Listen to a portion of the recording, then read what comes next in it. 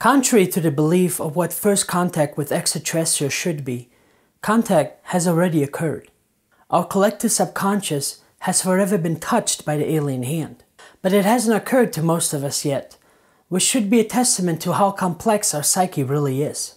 We have been depicting countless scenarios through motion pictures and literature, how that contact might look and what the possible outcome of that first open interaction might be like. That was our subconscious response to their presence. This subtle yet non-intrusive presence on the global scale is their way of contact, to plant a seed to give us something to chew on before actual open contact occurs. It gives us a chance to play out all the scenarios, all the possibilities, before we collectively say, okay, we are ready now. Contact occurred quite some time ago, and those first races recognized that we are still too deeply ingrained into this reality that we call life. To suddenly expose the average human to that alien presence would have been detrimental and would have caused a psychotic shock in most of us.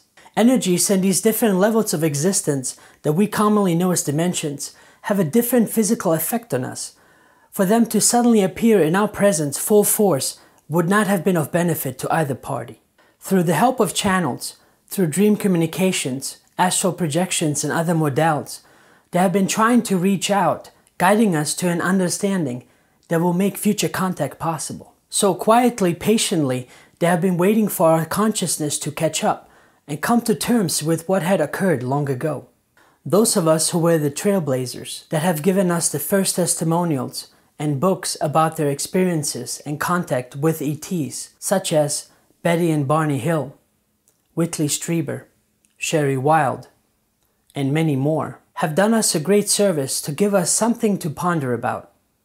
In the beginning, as most abductees and contactees have stated, it has not been easy. It was usually a disruptive and fearful process, but as time went on and the interactions continued, a different understanding emerged. By going through what they went through, it still allowed most of us to live our lives in a relatively normal way. Contact is not a time-based event. It is a series of domino effect events that will open doors and possibilities for actual physical contact.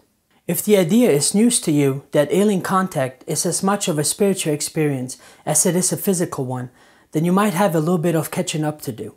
Somehow there's this idea that ghosts, aliens, cryptozoology, clairvoyance, and many other categories of the supernatural are separate from each other, when in actuality they are all connected by one simple term: spirituality.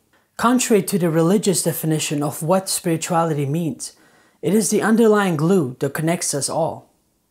When I first started in my early teens to research to find out what these UFOs are all about, terms like spirituality, consciousness, self-awareness kept coming up.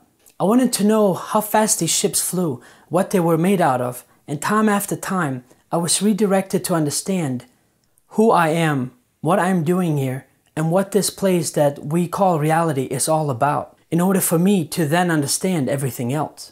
If you are of the belief that information needs to be filtered, prepackaged and presented to you in a certain way, then I urge you to understand that that is an old and obsolete way.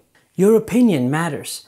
Your view of the world matters, and is just as important as everyone else's. So why not take the time to understand what you are watching, what you are reading, and ask yourself, what is my role in this reality? Why did I happen to come across this piece of information at this time in my life? And let the answers amaze you. It is important to understand that contact will not just occur between an extraterrestrial race and the humans, but with Gaia as a whole.